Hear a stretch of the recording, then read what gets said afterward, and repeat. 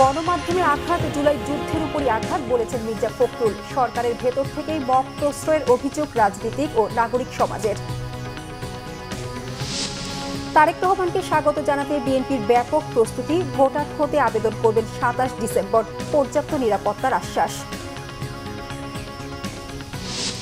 ভোটের গাড়ির যাত্রা ভয়হীন সুষ্ঠু নির্বাচনের অঙ্গীকার প্রধান উপদেষ্টা ডক্টর মোহাম্মদ ইউনূসের।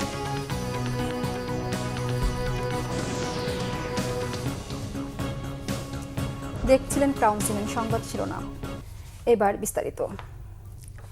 গণমাধ্যমের উপর হামলা গণতন্ত্র এবং জুলাই যুদ্ধের উপর হামলা বলে মন্তব্য করেছেন বিএনপি মহাসচিব মির্জা ফখরুল ইসলাম আলমগীর। সোমবার রাজধানীর একটি হোটেলে সম্পাদক পরিষদ ও নোয়াব আয়োজিত মব ভায়োলেন্সে আক্রান্ত বাংলাদেশ শীর্ষক প্রতিবাদ সভায় এই মন্তব্য করেন তিনি। এতে অংশ নেন রাজনীতিবিদ, সাংবাদিক সহ নানা শ্রেণী পেশার মানুষ। বক্তারা বলেন, উসমান হাদির মৃত্যুকে কেন্দ্র করে হওয়া মব ভায়োলেন্সের সাথে সরকারের একটি অংশের এবং একটি রাজনৈতিক দলের সমর্থন আছে।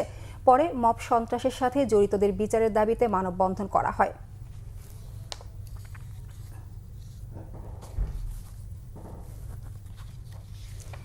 বিএনপি স্থায়ী কমিটির সদস্য মির্জা আব্বাস বলেছেন, দলের ভারপ্রাপ্ত চেয়ারম্যান তারেক রহমানের আগমনকে ঘিরে সরকারের তরফ থেকে সব ধরনের সহযোগিতা পাচ্ছেন তারা।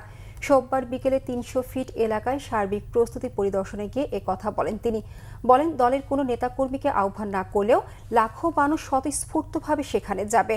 আর দিনটিকে ঐতিহাসিক ও স্মরণীয় করে রাখতে চান নেতারা।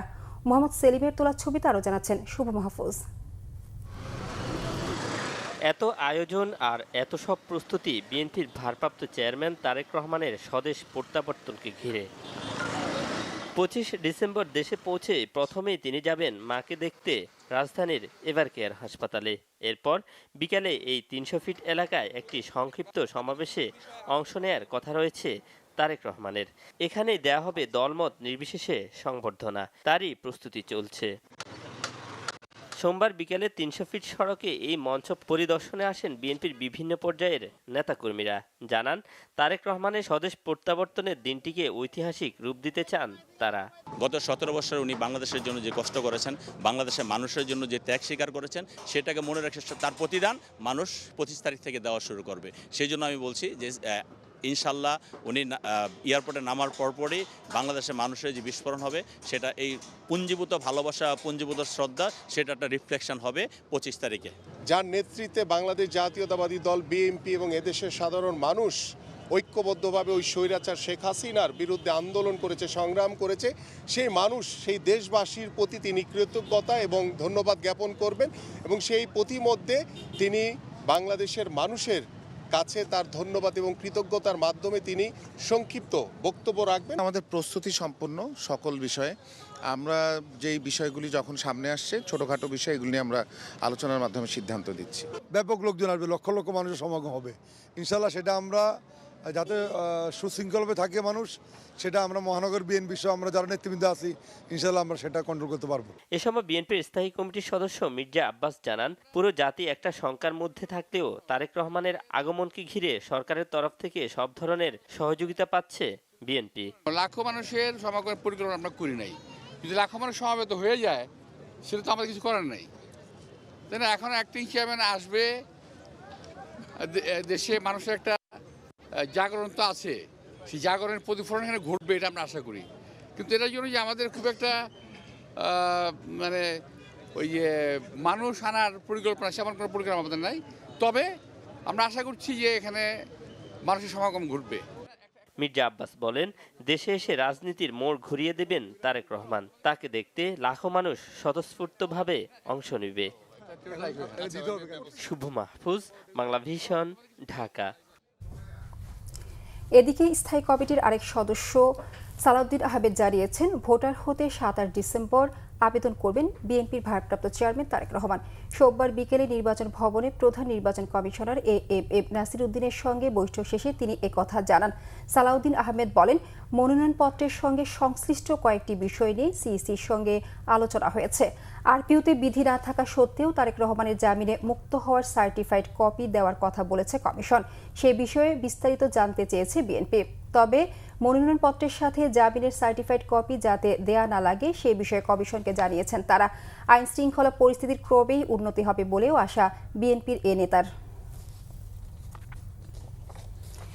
বিএনপির ভারপ্রাপ্ত চেয়ারম্যান তারেক রহমানকে পর্যাপ্ত নিরাপত্তা দেওয়া হবে এবং তার দেশে আসা উপলক্ষে নিরাপত্তা জোরদার করা হয়েছে জানিয়েছেন স্বরাষ্ট্র উপদেষ্টা অবসরপ্রাপ্ত লেফটেন্যান্ট জেনারেল জাহাঙ্গীর আলম চৌধুরী।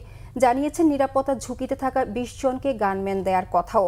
সোমবার সচিবালয়ে সাংবাদিকদের স্বরাষ্ট্র উপদেষ্টা জানান, শরীফ ওসমান হাদি হত্যাকাণ্ড তদন্তের বিষয়ে বেশ অগ্রগতি হয়েছে। খুনিদের গ্রেফতারের সর্বোচ্চ চেষ্টা চলছে। হাদি হত্যার বিচারে সর্বোচ্চ গুরুত্ব দেওয়া হচ্ছে। 10 জনকে গ্রেফতার করা হয়েছে। হাদির হত্যাকারীরা বৈধ পথে ভারতে যায়নি, তাই সেই দেশে গেছে কিনা জানা যায়নি বলে জানান জাহাঙ্গীর আলম চৌধুরী। প্রথম আলো ও ডেইলি স্টারে হামলা ও অগ্নিসংযোগের ঘটনায় 17 জনকে গ্রেফতারের কথাও জানান তিনি।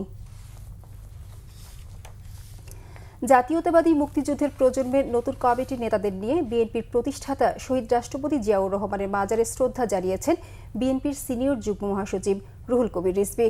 সোমবার দুপুরে শহীদ জিয়ার মাজারে শ্রদ্ধা জানান তারা। নবগঠিত কমিটির আহ্বায়ক ঢাকা 6 আসনের বিএনপির প্রার্থী ইশরাক হোসেন, সদস্য সচিব কামরুজ্জামান নান্নু সহ নেতাকর্মীরা এ সময় উপস্থিত ছিলেন। শ্রদ্ধা জানানো শেষে মবক্রেসির সমালোচনা করেন রুহুল কবির রিজভী। কথা বলেন ত্রয়োদশ জাতীয় সংসদ নির্বাচন নিয়েও। প্রধান উপদেষ্টা ডক্টর মোহাম্মদ ইউনূস বলেছেন, ভোটাধিকার কারো দয়া নয়, এটি নাগরিক অধিকার। একটি অবাধ, সুষ্ঠু ও অংশগ্রহণমূলক নির্বাচন শুধু সরকারের একা নয়, রাষ্ট্রের প্রতিটি নাগরিকেরও দায়িত্ব।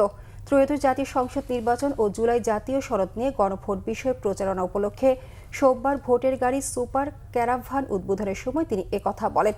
জাতীয় সংসদ ভবনের দক্ষিণ প্লাজায় সুপার ক্যারাভানের উদ্বোধন করেন তথ্য সম্প্রচার উপদেষ্টা সৈয়দা রিজওয়ানা হাসান, সংস্কৃতি উপদেষ্টা মুস্তফা সরোয়ার ফারুকী, নির্বাচন কমিশন সচিবালয়ের সিনিয়র সচিব আক্তার আহমেদ এবং প্রধান উপদেষ্টা প্রেস সচিব শফিকুল আলম। উদ্বোধনী অনুষ্ঠানে ভিডিও বার্তায় প্রধান উপদেষ্টা ডক্টর মোহাম্মদ ইউনূস বলেন, ভয় কিংবা বাধা থাকবে না এমন একটি নির্বাচনী পরিবেশ নিশ্চিত করতে সরকার বদ্ধপরিকর। রাজধানীর বাবুবাজার ব্রিজ এলাকায় হাজি টাওয়ারে লাগা আগুন দ্রুত নিয়ন্ত্রণে এনেছে ফায়ার সার্ভিসের 9টি ইউনিট।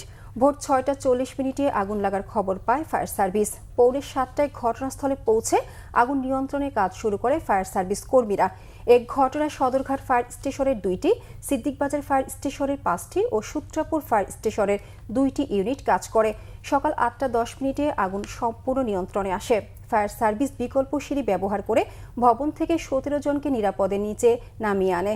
তাৎক্ষণিকভাবে আগুন লাগার কারণ ও ক্ষয়ক্ষতির পরিমাণ জানাতে পারেনি ফায়ার সার্ভিস। এই ছিল এখনকার মতো। পরের সংবাদ সকাল 11টায়। তখন সঙ্গে থাকার জন্য ধন্যবাদ।